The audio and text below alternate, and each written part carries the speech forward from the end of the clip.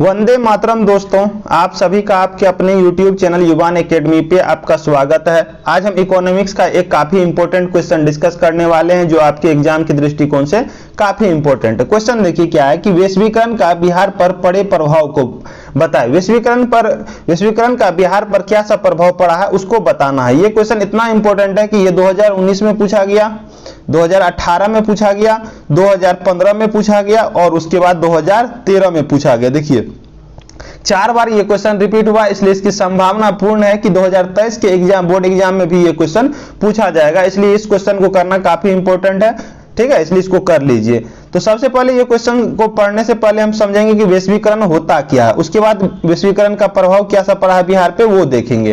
तो सबसे पहले देख लेते हैं वैश्वीकरण होता क्या है।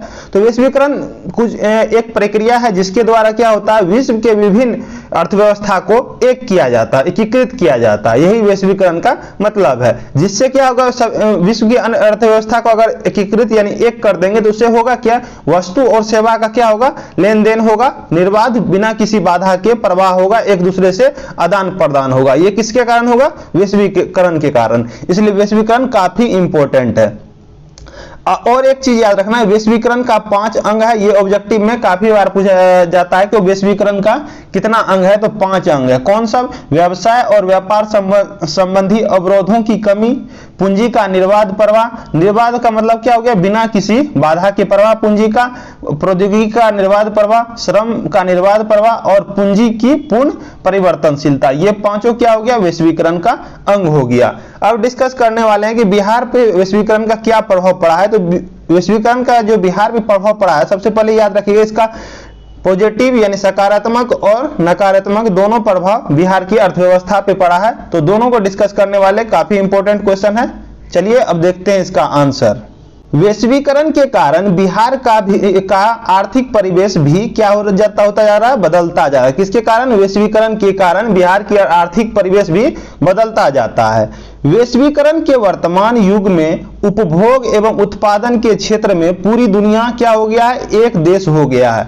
वैश्वीकरण के कारण ही क्या हो गया है, वर्तमान समय में वैश्वीकरण के कारण उत्पादन एवं उपभोग के क्षेत्र में पूरी दुनिया क्या हो गया, एक देश हो गया। इस कारण क्या हुआ है कि वैश्वीकरण के सुखद परिणाम बिहार राज्य में भी दिखाई पड़ने लगे हैं। किसके कारण, क्या कहते हैं, उत्पादन और उपभोग के क्षेत्र में जो पूरी दुनिया एक देश हो गया, इसी के कारण वैश्वीकरण का जो है बिहार पर भी सुखद यानी सकारात्मक प्रभाव देखने को मिलने लगे हैं। प्रगति के वर्तमान स्थिति में और अधिक मजबूती लाना है, तभी हमें क्या होगा, तभी हमें वैश्वीकरण का पूर्ण लाभ होगा। जब इसमें अधिक मजबूती लाएंगे तब क्या होगा, वैश्वीकरण का पूर्ण लाभ हमको प्राप्त होगा। ये हेडिंग हो गया। अब चलेंगे इसके सकारात्मक प्रभाव पे। वैश्वीकरण का बिहार के जनजीवन पर न केवल सकारात्मक प्रभाव पड़े हैं बल्कि कुछ नकारात्मक प्रभाव भी हैं। ऊपर ही बता दिए कि वैश्वीकरण के कारण बिहार की अर्थव्यवस्था पर सकारात्मक प्रभाव तो पड़ा ही है, उसके साथ नकारात्मक प्रभाव भी कुछ है। तो कुछ सकारात्मक प्रभाव निम्नलिखित है। पहले सकारात्मक देखेंगे फिर नकारात्मक प्रभाव देखेंगे वैश्वीकरण का। तो सकारात्मक प्रभाव में पहला है, कम से कम आप ये भी याद रखिए, कृषि उत्पादन में वृद्धि।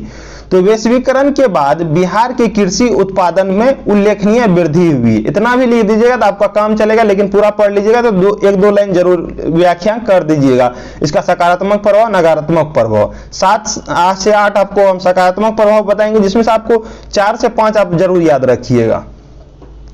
वैश्वीकरण का ही प्रभाव है कि आज कृषि उत्पादन के इस गिरावट की स्थिति में भी सरकार क्या कहने में सक्षम है कि लोगों के लिए खाद्यान्न की आवश्यकता की भरपाई की जा सकती है। ठीक है, वर्तमान स्थिति में उत्पादन की गिरावट भी हो जाती है, फिर भी सरकार यह कहने में सक्षम है कि लोगों के लिए खाद्यान्न की जो खाने के लिए पदार्थ है की आवश्यकता की भरपाई की जा सकती है। ये किसके कारण हुआ है, वैश्वीकरण के कारण ही हुआ। ये पहला हो गया।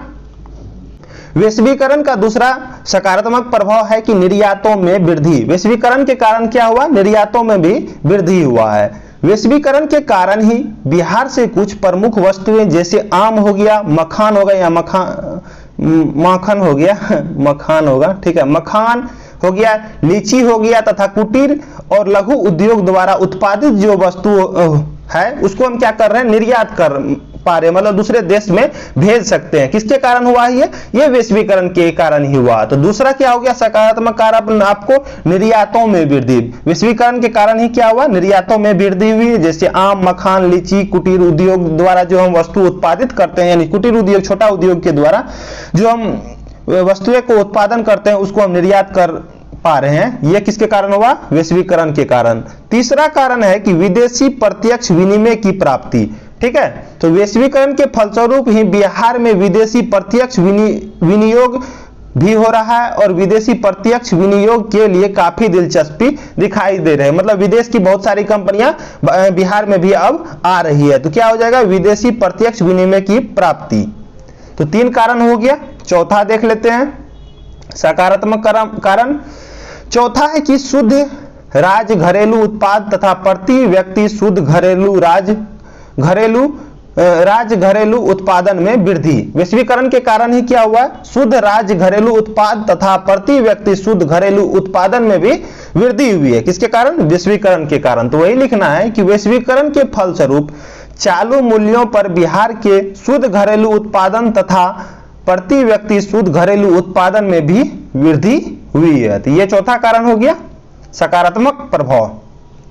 पांचवा है कि विश्व स्तरीय उपभोक्ता वस्तुओं की उपलब्धता।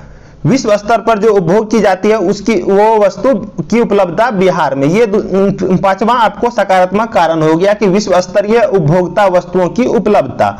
वैश्वीकरण के कारण बिहार के बाजारों में विश्व स्तरीय उपभोक्ता वस्तुएं उपलब्ध हो गई है। विभिन्न बहुराष्ट्रीय कंपनियों के मोबाइल, जैसे मोबाइल आपको देखिए रेडमी, ये सब चीनी कंपनी है, एप्पल हो गया, ये सब विदेशी कंपनी है जो आपके बिहार में भी अब मिल जाता है। ये किसके कारण हुआ है, वैश्वीकरण के कारण ही हुआ है। मोबाइल फोन हो गया, जूता हो गया, रेडीमेड वस्त्र, खाद्य पदार्थ, कारें, अन्य इलेक्ट्रिक वस्तुएं आदि अब बिहार के बाजारों में भी उपलब्ध है। तो ये किसके फलस्वरूप हुआ, वैश्वीकरण के कारण ही हुआ। क्या हुआ, विश्व स्तर पर जो भी सामान क्या कहते हैं उपभोग की जाती है वो अब बिहार में भी मिल रहा है। ये आपको क्या किसके कारण हुआ, वैश्वीकरण के कारण। तो पांचवा हो गया विश्व स्तरीय उपभोक्ता वस्तुओं की उपलब्धता बिहार में, ये क्या हो गया आपको सकारात्मक कारण। 5 हो गया। छठा कारण है कि रोजगार में वृद्धि। ऑटोमेटिक है, ये सब होगा तो इससे क्या हो जाएगा, रोजगार में भी वृद्धि होगा। तो वैश्वीकरण के फलस्वरूप रोजगार के अवसरों में वृद्धि हुई है।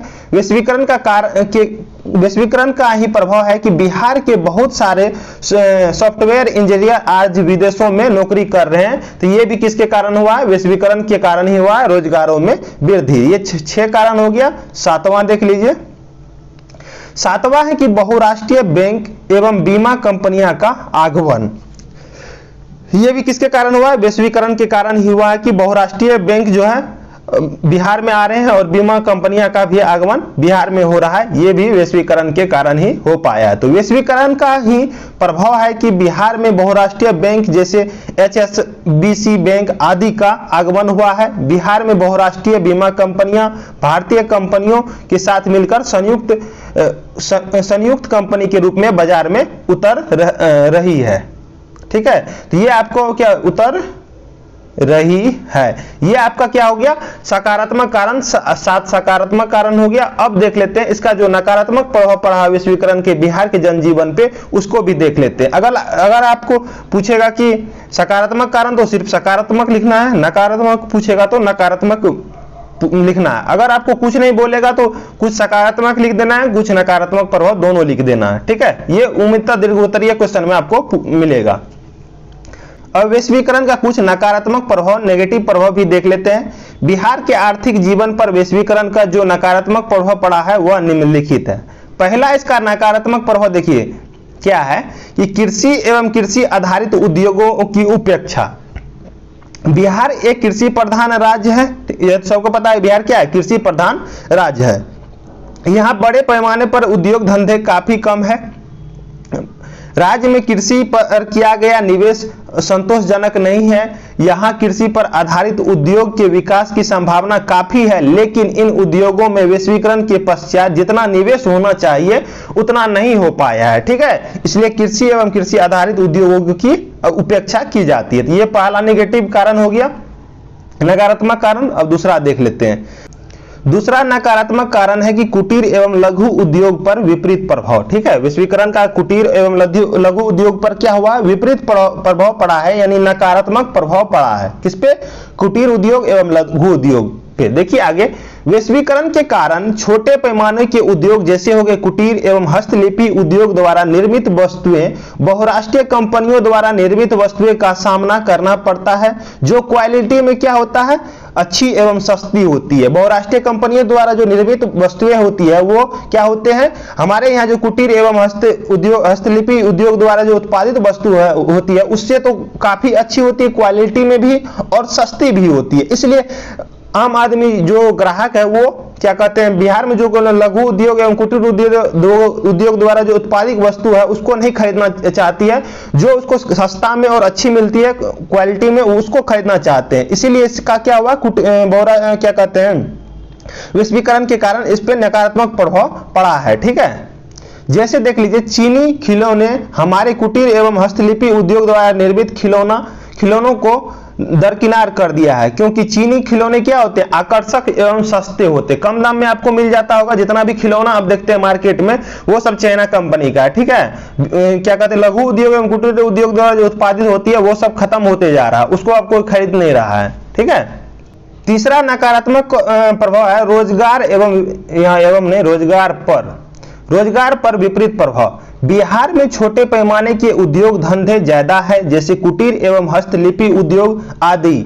बहुराष्ट्रीय कंपनियों के द्वारा निर्मित वस्तुएं के आने से इन उद्योगों की बहुत सारी इकाइयां बंद होगी, क्योंकि इसके द्वारा जो उत्पादित वस्तुएं उसको कोई खरीदना नहीं चाहता, तो ऑटोमेटिक है ये सब क्या करेगा, आपको घाटा तो नहीं सहेगा, इसलिए ये सब बंद होते जा रहा है, जिससे रोजगार पर इसका क्या हो रहा है, विपरीत प्रभाव, यानी बेरोजगारी बढ़ते जा रहा है। ये भी क्या हो जाएगा, वैश्वीकरण का नकारात्मक प्रभाव। तो 3 हो गया, एक और देख लीजिए, चौथा नकारात्मक प्रभाव है कि आधारभूत संरचना के विकास के कारण कम निवेश। ठीक है, आधारभूत संरचना जो यहाँ कम है, जैसे आधारभूत संरचना में आपको आ जाएगा सड़क हो गया, बिजली हो गया, पानी हो गया, हवाई अड्डा, ये सब क्या हो जाएगा, आधारभूत संरचना। इसकी कमी के कारण बिहार में निवेश भी कम कर रहा है बहुराष्ट्रीय कंपनियां। ठीक है, यानी विश्व से जो कंपनियां आती है बिहार में निवेश नहीं करना चाहती। क्यों, क्योंकि यहाँ की आधारभूत संरचना काफी कम है, सड़क हो गया, बिजली हो गया, पानी हो गया, विश्व स्तरीय होटल हो गया, हवाई अड्डा हो गया, ये सब की कमी होने के कारण यहाँ निवेश कम हो पा रहा है। तो उसी को लिखना है कि बिहार में पूंजी